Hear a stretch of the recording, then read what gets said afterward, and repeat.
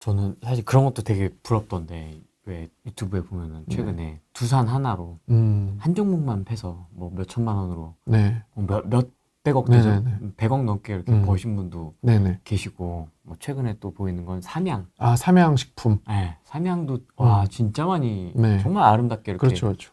올랐더라고요. 그런 종목을 좀 발굴하고 네. 싶습니다.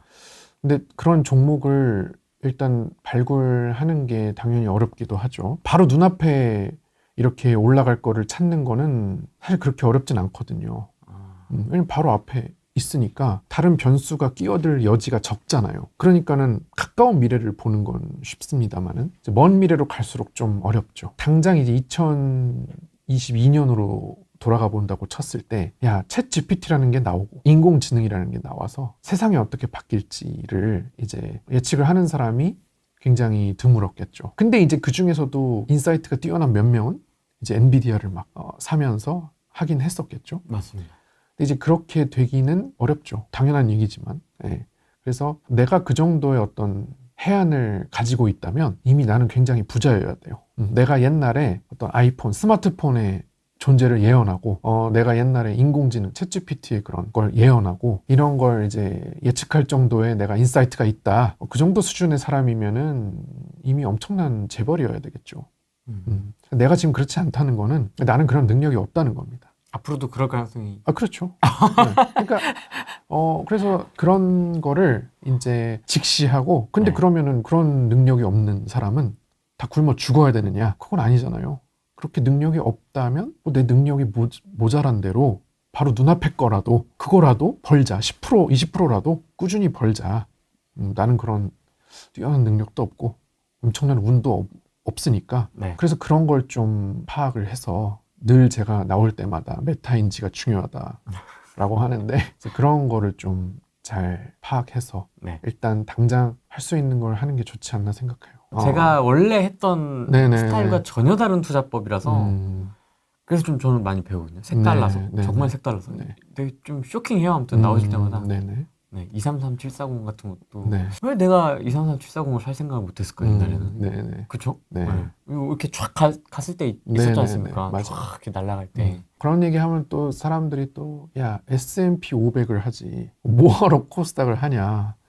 또 많이들 그러시는데, 네. 이제 5월에 한번 양도소득세, 5월에 또 내셔야 되잖아요. 네. 그거 한번 내시고, 그 다음에 이제 연초에 항상 이제 보통 하락이 많이 오는데, 그런 거 몇 번 당하고 한 몇 년 지나 보면은 또 깨달음이 있을 거예요.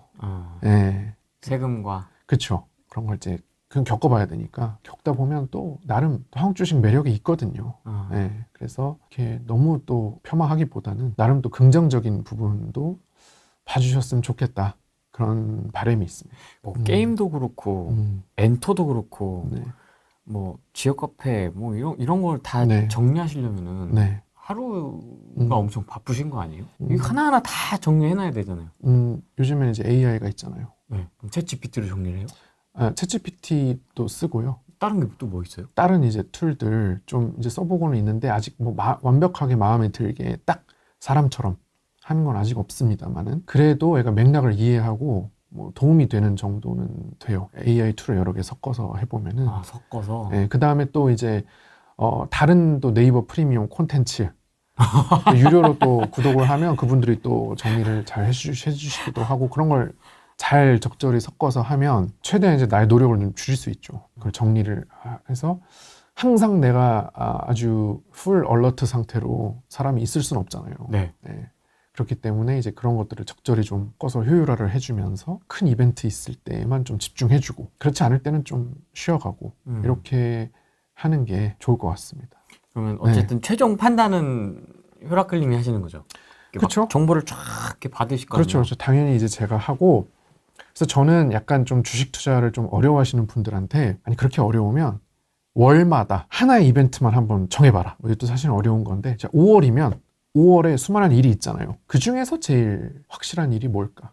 확실히 벌어질 일? 무조건 일어날 일. 100% 일어나고 파장도 어느 정도 생길 만한 그런 일이 뭘까? 한번 잘 생각해보자. 5월에 하나만. 6월에도 수많은 일이 있겠지만 하나만 좀 생각해보자. 대선도 있지만 대선은 이제 보통 사람들이 이제 크게 생각하는 정치적 이슈고 주식시장으로는 사실 좀 명료하진 않거든요. 이재명 테마주도 너무 많고 또 보통 저기 정치 테마주는 선거 딱 끝나면 폭락해요. 재료 소멸로 막 폭락해서 6월에 또 있는 수많은 이벤트 중에 너의 어떤 가슴을 뛰게 만드는 건 뭐가 있냐, 이렇게 한번 접근해봐라. 너무 어려우면 이렇게 하는데 또 6월 5일이면 닌텐도 스위치 2가 나옵니다. 그 기사 본 것 같습니다. 맞아요. 네. 맞아요. 닌텐도 스위치 2가 6월 5일이면 나와요. 네. 난리가 나겠죠. 그게 우리나라 주식하고 무슨 상관이에요? 대원미디어가 닌텐도 유통을 맡고 있어요. 대원미디어 보면은 이제 그 일본 만화책도 대원 CI, 학산 코믹스 이런 데서 다 모릅니다. 번역해가지고 종이 만화책. 그러니까 일본의 뭐 반다이, 뭐 프라모델 이런 것들, 그런 것들도 다 수입을 해서 유통을 하거든요. 대원미디어가. 닌텐도 마찬가지해서 대원미디어. 이제 이런 거를 생각해 볼 수 있는 거죠. 그러니까 이런 생각을 맨날 하고 사는 사람하고 아무런 생각도 없이 사는 사람하고는 좀 다를 수밖에 없는데 전혀 다르네요, 접근이. 저는 닌텐도 네. 2가 나오면 저거 진짜 재밌을까? 네. 해서 끝나는데 네. 여기는 대원 미디어. 그렇죠. 보통 한국 주식 욕하시는 분들 항상 여쭤봅니다. 너는 6월에 무슨 일이 있는지 알고 있냐? 몰라요. 아무 생각도 없이 사는데 일단 욕부터 하고 봐요. 사실 이런 노력을 열심히 하는 사람 중에 돈을 잃고 뭐 욕하는 사람 본 적이 없거든요. 그래서 6월 5일에는 닌텐도 스위치 2가 나오고 6월 27일에는 오징어 게임 3가 나오고 그래요? 6월 27일에 오징어 게임 3가 이제 나오는구나. 시즌 3가 공개됩니다. 아티스트 컴퍼니 이정재 소속사. 6월 5일에는 대원미디어, 27일에는 아티스트 컴퍼니 이런 게 이제 쫙 사실 머릿속에 튀어나와야 되는구나. 아니면 안 튀어나와도 되는데 그 정도 어떤 노력과 이런 걸 하지 않고 무작정 한국 주식만 까는 건 좀 아니지 않나. 이런 노력을 열심히 했는데도 안 돼. 예를 들어서 온갖 걸 다 했는데도 안 돼. 그럼 제가 인정을 하겠는데 한국 주식 그렇게 어렵지 않거든요. 복잡하지 않거든요. 주요 이벤트만 이렇게 짚어도 물론 그거 가지고 막 인생 역전을 하고 그러진 않죠. 네, 그거 가지고 막 그거 하나 가지고 두산 그분처럼 막 그렇죠. 몇백억을 버는 건 아니죠. 한계는 있죠. 하지만 그냥 그런 것만 잘 따라가도 조금씩 벌어갈 수는 있거든요. 이제 그런 거 아무것도 없이 그냥 본인 아무것도 안 하면서 욕만 하는 거는 이제 왜 그런지 잘 모르겠습니다만은 적어도 이 정도는 이제 생각하고 살아가야 하지 않나. 다르다. 역시 전업투자는 다르다. 투자로 밥 먹고 사는 소리가. 근데 직장인 분들도 충분히 하실 수 있어요. 이 정도는. 그래요? 뭐 당장 내일 막 9시 땡 쳤을 때 막 뭐 상한가를 가고 이런 거는 이제 못하죠. 직장인들이. 하지만 뭐 5월 22일에 니케가 중국에 나오고 6월 5일에 닌텐도 스위치 2가 나오고 다 사야지. 6월 27일에 오징어 게임 시즌 3가 나오고 이 정도는 뭐 그렇게 어려운 것 같진 않거든요. 네. 5월 또 주목해볼 만한 종목까지 또 네. 추려 오셨고 앞으로의 네. 주식시장 네. 어떻게 좀 보십니까? 되게 지금 갈림길에 있는데 저는 이제 이 정치 얘기를 이제 하자면 또 선거를 앞두고 있으니까 지금 아니면 또 언제 하겠습니까? 정치 얘기 할 기회도 없어요. 네, 이제 다음에 나오면 다음 달에 끝납니다 이제. 저 다음에 나오면 선거가 끝났기 때문에 정치 얘기할 게 없어지거든요. 그리고 그 다음에 이제 막 새로운 정부의 뭐 인선, 뭐 장관 누가 되냐 뭐 이런 거 가지고 얘기를 하지. 정책 뭐 이런 얘기하지. 정치 얘기는 이제 마지막이에요. 그래서 조금 그 얘기를 한다면은 여러분들이 이제 선거나 이런 걸 앞두고 정치적인 어떤 관심이 높아질 때 그걸 해석하는 프레임이 여러 가지 있습니다. 그렇죠? 지금 뭐 제일 일반적인 프레임으로는 보수와 진보 뭐 이런 식으로 나눠가지고 그 다음에 아니면 뭐 친중이냐 친미냐 이렇게 나누기도 하고 여러 가지 그런 분석 프레임들이 있잖아요. 아니면 탄핵 찬성, 탄핵 반대 이렇게도 되고 맞습니다. 여러 가지 있는데 저는 그걸 좀 이제 계급적으로 보면 어떨까 그런 생각을 해요. 무슨 얘기냐면 상류층 사람들이 제일 싫어하는 게 뭔지 아세요?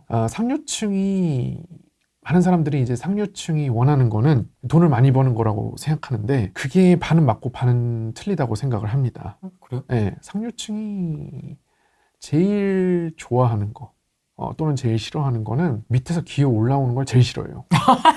네, 그러니까 상류층이 물론 상류층의 범위를 어떻게 잡느냐에 따라 다른데 상류층에서 아래에 있는 사람 즉 중류층과 큰 차이가 없는 경계선에 있는 사람들은 굉장히 뭐라고 할까요? 계층의 이동이나 이런 거에 대해서 예민한가? 좀 예민한 것 같습니다. 그래서 너는 올라오면 안 돼. 나는 내가 더 잘 돼서 상류층 저 위로는 못 가더라도 이 밑에는 좀 올라오면 안 돼. 이게 좀 강한 경우가 많아요. 그래서 그런 프레임으로, 그러니까는 이런 진보 보수 프레임 말고 상류층 하류층의 프레임으로 본다면은 최대한 밑에서 이제 기어오르지 못하게 하는 거를 선호하는 사람이 분명히 있다. 그거에 최우선 가치를 두고 그런 사람이 있고, 계층 간의 이동을 너무나 원하고 정말 아래에서 위로 정말 이렇게 순환해가지고 잘 올라가는 거를 중시하는 사람이 분명히 있습니다. 그런데 언제나 이제 정치에서는 그런 밑에를 기어 올라오게 하지 못하는 쪽으로 가는 경향이 있어요. 그래서 저는 사실은 그런 정당의 색깔이나 이념의 문제보다는 누가 더 밑에를 기어오르지 못하게 하느냐가 늘 이긴다는 그런 생각을 늘 갖고 있어요. 근데 이건 뭐 개인의 차이고 프레임의 차이니까 그렇지만은 이번 대선에서 만약에 이재명 후보가 된다면 지역화폐의 그런 정책을 통해서 의도는 지역 상권을 살리는 거가 되겠지만 결과적으로는 물가 상승이나 이런 거를 불러오면서 부동산이나 주식에 투자한 사람만이 더 부자가 되고, 그렇지 않은 사람들은 좀 이제 격차가 벌어지는 그런 우리가 2021년에 겪었던 상황이 다시 반복될 확률이 높거든요. 그렇기 때문에 사실 그거를 굉장히 원하고 지지하는 층은 분명히 있습니다. 즉 이념이나 친미 친중 진보 보수 같은 것은 그냥 눈가리개에 불과하고, 오히려 그 본질은 둘 중에 어떤 후보가 더 나의 지위를 지켜줄 것이냐, 밑에서 올라오는 사다리를 누가 잘 끊어줄 것이냐, 이런 거에 달려있다고 보고요. 지난 대선에서 이재명 후보가 2022년에 내세웠던 정책들은 기본 시리즈가 많았어요. 기본주택, 기본소득, 그렇죠. 기본 대출. 그런 걸 자꾸 이제 내세우니까 위기감을 느끼는 거죠. 저렇게 자꾸 사다리를 만들어주는 그런 것에 신경을 자꾸 쓰다니 못 쓰겠다. 이렇게 이제 생각을 했던 거고요. 지금 공약 싹 바뀌었잖아요. 네. 기본 시리즈 다 날라갔죠. 네. 굉장히 지금 북한하고의 관계 개선 입도 뻥끗 안 하고 있어요. 맞아요. 북한 얘기 안 하더라고요. 뭔가 그다음에 중국과 친하게 지내겠다 이런 것도 드러내지 않고 있습니다. 굉장히 그게 달라졌어요. 3년 만에 공약의 색깔이 싹 바뀌었어요. 지금은 AI 이런 얘기 하고 있잖아요. 네. 그러니까는 정말로 이게 색채가 바뀌니까 이제 그런 어떤 계급의 프레임으로 보는 사람들이 만족을 했다고 봐요, 저는. 이번 공약은 괜찮다. 3년 만에 좀 마음에 든다. 요대로라면은 이 계급의 격차는 벌어지겠구나. 이런 느낌을 좀 저는 준다고 생각하거든요. 무섭다. 그래서 분명히 그런 것은 존재하고요. 뭐 여러분들이 인정하든 안 하든 그런 존재는 하니까. 그래서 저는 사실은 이게 무슨 의미가 있나 정도의 생각을 전 갖고 있어요. 누가 더 어떤 계층 지위를 확보해 주느냐, 이거에 따라서 좀 바라본다면 조금 더 도움이 되지 않겠나, 그런 생각을 합니다. 근데 진짜 바뀐 걸까요? 공약이? 아니면 바뀐 척을 하는 걸까요? 근데 그건 저는 잘 모르겠어요.